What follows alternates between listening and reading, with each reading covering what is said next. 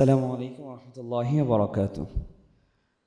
আজকে চট্টগ্রাম প্রাইভেট মাদ্রাসা কল্যাণ পরিষদের উদ্যোগে আয়োজিত আল্লামা হাফেজ তৈয়ব রাহিমাহুল্লাহর কেন্দ্র করে আজকের আয়োজনে এসে আমি খুবই আনন্দিত। পাশাপাশি আজকে আপনাদের এই যে উদ্যোগ, একজন আলেমকে স্মরণ করে, আমরা সবাই জানি আল উলামা ওয়ারাসাতুল আম্বিয়া, এই হাদিসটা আমাদের কাছে পরিচিত সাধারণত মাকানাতুল উলামা বা আল ইকরাম ও তাজিম, ওলামাদের সম্মানের ক্ষেত্রে আমরা ব্যবহার করি। আমি যে ওস্তাদের কাছে পড়েছি তিনি একটু ভিন্নভাবে বলতেন। তিনি বলতেন এই হাদিসটা কখনোই মাকানাতুল উলামার জন্য প্রযোজ্য নয়, বেশিরভাগ ক্ষেত্রে এটা দায়িত্ববোধ তৈরি করার জন্য আসলে এই হাদিসটা ব্যবহার করা দরকার। তো এই জন্য আমরা এটা যদি সম্মানের জন্য বা আমার আল্লাহ তাআলা যে সম্মান দিয়েছেন এটা রেফারেন্স, কিন্তু তার চেয়ে বড় বিষয় হচ্ছে যে দায়িত্ববোধের রেফারেন্স হিসেবে আল উলামা ওয়ারাসাতুল আম্বিয়া, এবং এই হাদিসের মিস্তাক মাপকাঠি যদি বলি আল্লামা হাফেজ তৈয়ব রাহিমাহুল্লাহ, আমার কাছে মনে হয় যে আমার পরিচিত জন যারা আছেন তাদের মধ্যে সবচেয়ে ভালো এবং এগিয়ে থাকবেন। তো আমরা চট্টগ্রামে, বিশেষ করে চট্টগ্রাম শহর কেন্দ্রিক যারা ছিলাম বা আছি, হজরতকে যারা অনেক আগ থেকে যারা চিনি, ওনার মাঝে কিছু গুণ ছিল। তার মধ্যে একটা হচ্ছে এইটা, আলামান আরাফতা আলাম তারিফ। আমরা সালামের ক্ষেত্রে যে সূত্র জানি, যাকে তুমি চেনো, যাকে তুমি চেনো না, জানা অথবা অজানা সবাইকে সালাম দাও, এটা যেমন সূত্র, হুজুর এই সূত্রটা মানতেন।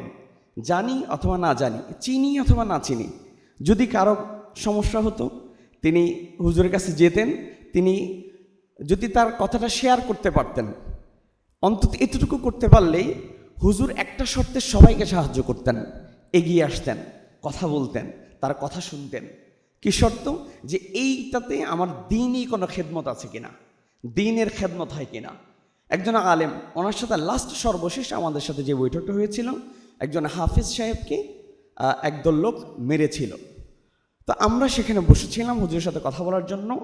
আমাদের ইনভেস্টিগেশন যাচাই বাছাই শেষে আমাদের কাছে মনে হয়েছে এই হাফেজ সাহেব স্থানীয় রাজনীতির কারণে তিনি সেখানে, আরও কিছু বিষয় ছিল যেগুলো ওই হাফিজ সাহেবের ব্যক্তিগত অপরাধ ছিল।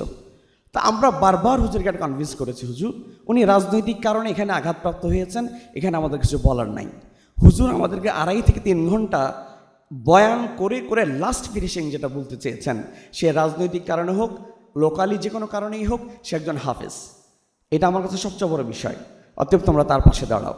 তা আমাদের কাছে মনে হয় চট্টগ্রাম প্রাইভেট মাদ্রাসা কল্যাণ পরিষদ যদি চায়, এই জায়গাটা হয়তো আমরা পরিপূর্ণ কভার করতে পারবো না, কিন্তু তার যে দায়িত্ববোধ, আজকে শোকটা যেমন সবাই ভাগাভাগি করে নিয়েছি, তার দায়িত্ববোধটা যদি সবাই ভাগাভাগি করে নেই, আশা করি আমরা হয়তো তৈয়ব রাহিমাহুল্লাহর মতো হয়তো হতে পারবো না, জানি না, কিন্তু তার এই দায়িত্ববোধটা যদি ভাগাভাগি করে নেই, তিনি যে সেবা উম্মাকে দিয়েছেন, আমরা সেই সেবাটা অনেকাংশেই দিতে পারবো বলে আমি বিশ্বাস করি।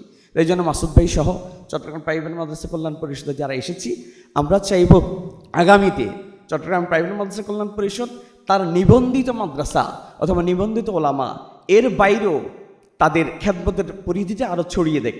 তৈয়ব সাহেবের যেন কোনো দল ছিল না, তিনি কোনো ব্যক্তিগত মতাদর্শের কেন্দ্র করে কাজ করতেন না, তিনি উম্মার সবার জন্য কাজ করতেন।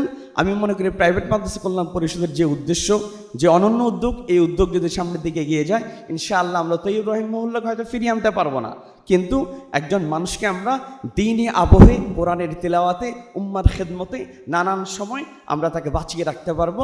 আল্লাহ তাআলা আমাদের সকলকে তৌফিক দান করুন, আমিন। আসসালামু আলাইকুম রহমতুল্লাহ।